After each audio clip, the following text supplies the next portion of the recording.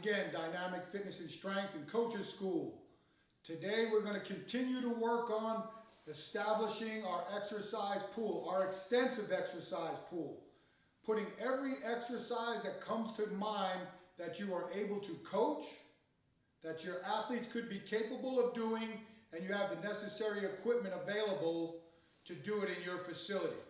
So today we start on lower body movements. By far the most popular lower body movements we'll talk about is the bilateral squat. That will be our first category.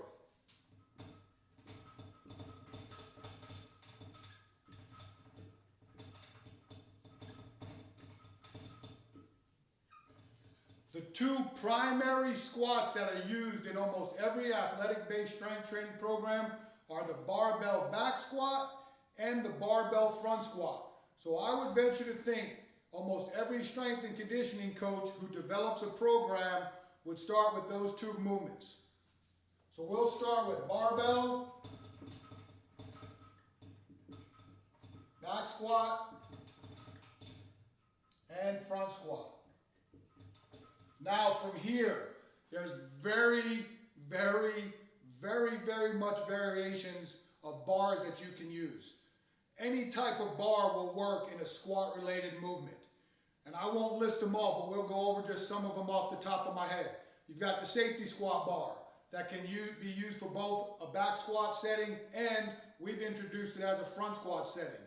You have the buffalo bar, which is a bow bar, and now you have the duffalo bar. So you have two variations of bow bar. You also have now what is called the Mars bar, which is a variation of a safety squat bar. You have a cambered bar. You have a rackable cambered bar, as well as a spider bar, which is a combination of a cambered bar with a safety squat bar support. Those are just right off the top of my head when it comes to bilateral squatting.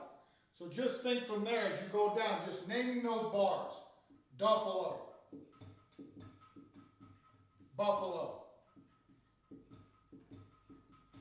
safety squat bar, Mars bar,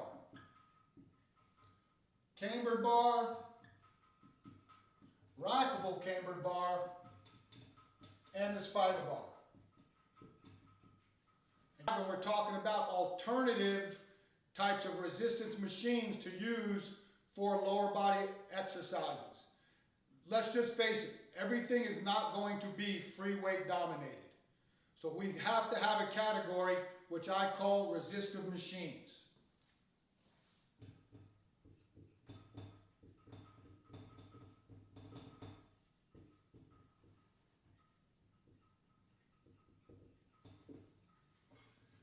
The most popular resistive machine out there for lower body is obviously the leg press.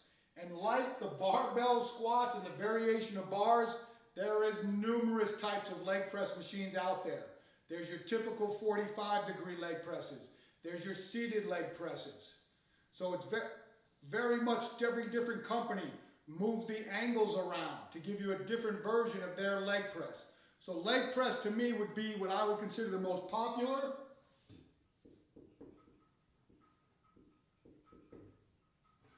And some coaches out there are going to say, why leg press? Why leg press?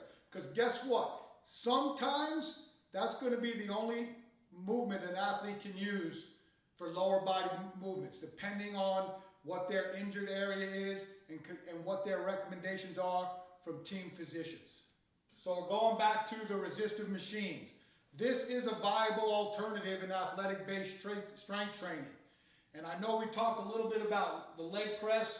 The leg press is a component that may need to be needed depending on an athlete's injury history. So I don't want to hear, oh, we can't have a leg press in our weight room. I'm not telling you need 20 of them, but I think as an alternative for certain athletes based off their needs, having a quality leg press piece in your facility is crucial. Here are the most popular that are out there now are the variations of belt squats. And again, without the compression load and the axial loading of a barbell or one of the variations of the barbell, the belt squat is an ideal alternative for squat-based movements in a bilateral setting.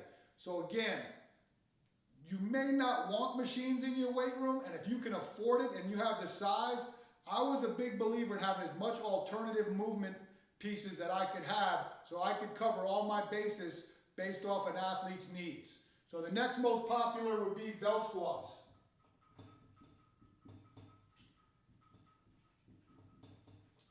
And then the third are some very specific pieces.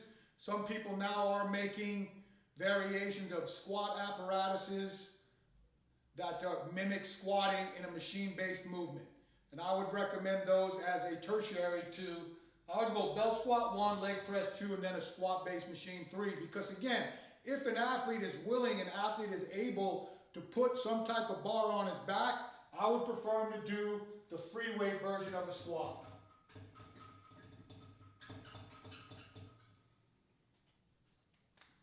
Okay, now this is again, most of the stuff we've talked about, 2 feet in place on the ground. Not super athletic, but very good for general overall absolute strength. From here, now we're going to talk about single leg movements. And with the help of my good friend and colleague, Mike Robertson, at Rob Train Systems on IG, he has broken up single leg movements into 3 separate categories. And these are the same 3 categories that I utilize when breaking up our single leg movements.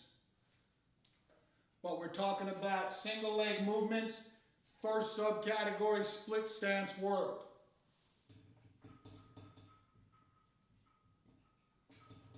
These would be in-place movements with both feet supported. So your standard split squat, which a lot of people will use as a high foundation movement in lower body development. Then you have your lateral squat, which would come in the frontal plane.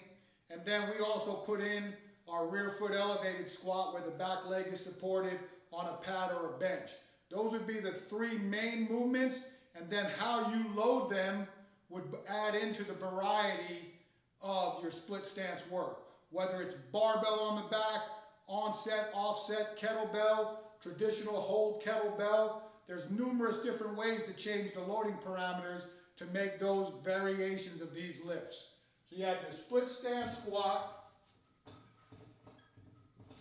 lateral transverse work,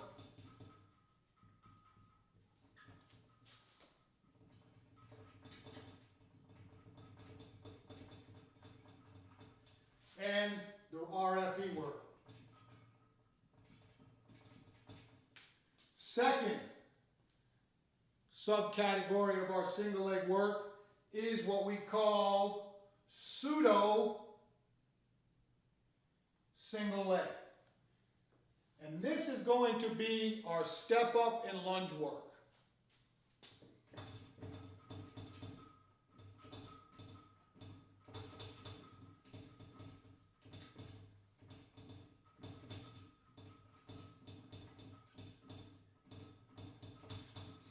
So we can dominate this board with just the variations that we can come up with step ups and lunges.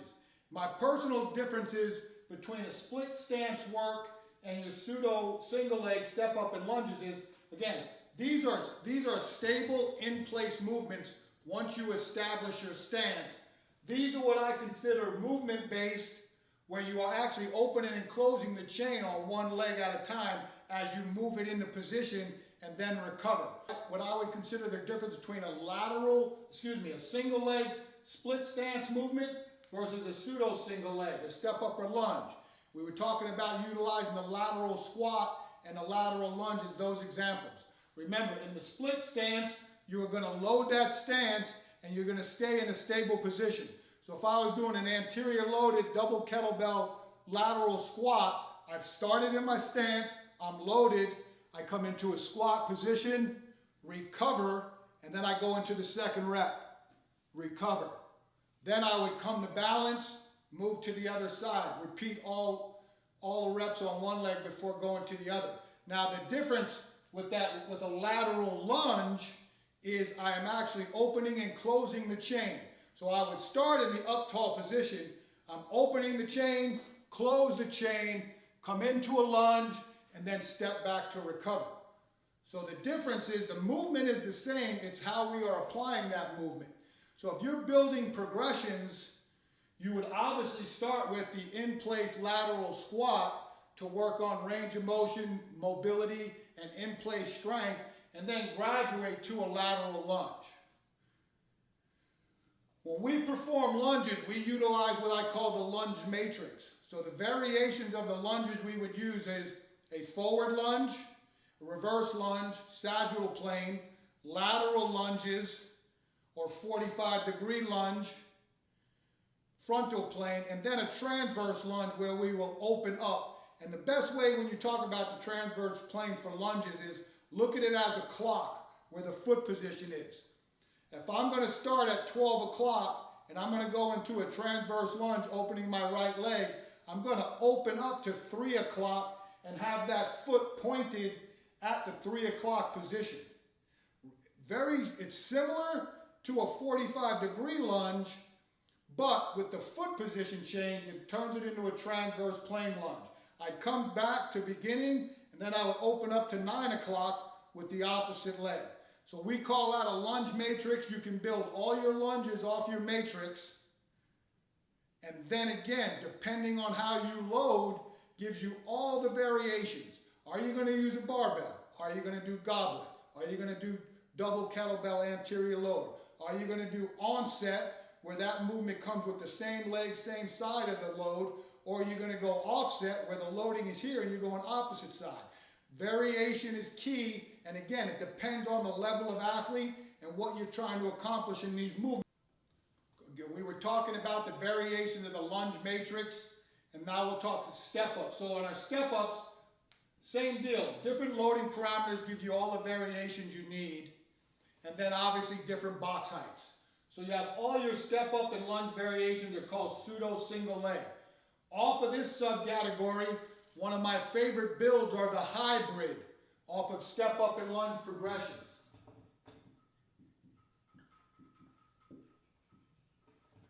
Here are 3 of my favorite hybrid movements when it comes to lower body pseudo single leg combos.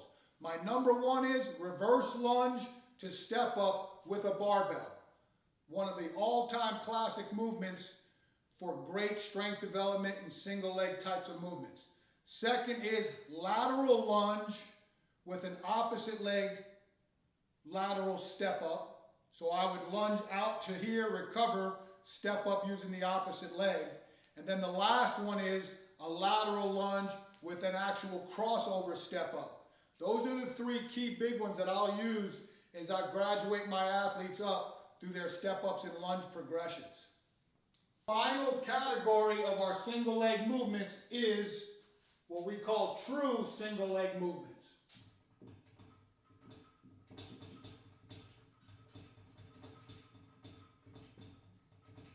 These are your traditional pistol squats and skater squats, and then I also add in touchdowns, which are your counterbalance squats off of a box where you're barely touching the heel to the ground and recovering. These are obviously very, very important movements because they're body weight based and they're great if you can do them. The hard part is most people cannot do them without some type of assistance. That's why, again, in Block Zero's training, the amount of body weight strength that we can work on at an earlier age with these kinds of movements will hold longer and be able to make the athlete more resilient when they go into loaded movements. So the true single legs, pistol, skater, and touchdowns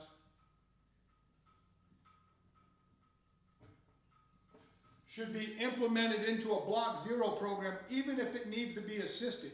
Very similar to when we talk about upper body movements, utilizing pull-ups in Block Zero, where a lot of athletes, even advanced athletes, have a hard time and you need to use some type of assistance work. Again, we've just wrapped up our 3 subcategories of single leg movements. Split stance work, pseudo single leg, which is your step up and lunge variations, hybrids of that, combining lunges and step ups, and then our true single leg movements, pistol, skater, and touchdowns.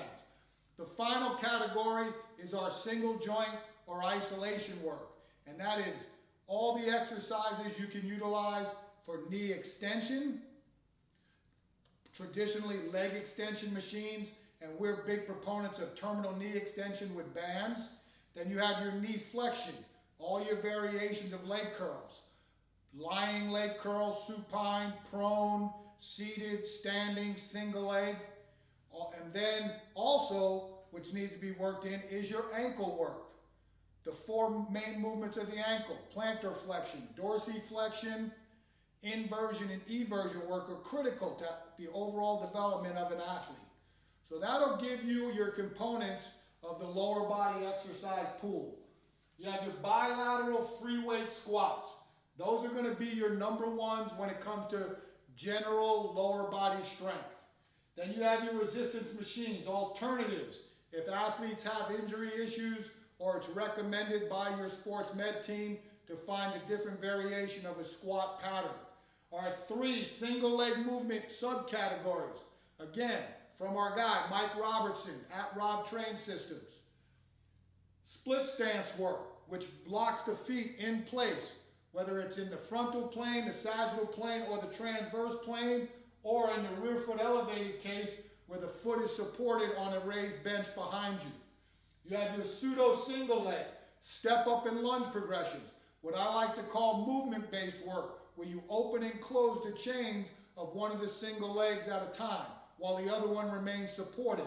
Then you have your hybrid, your combination lunge step-ups.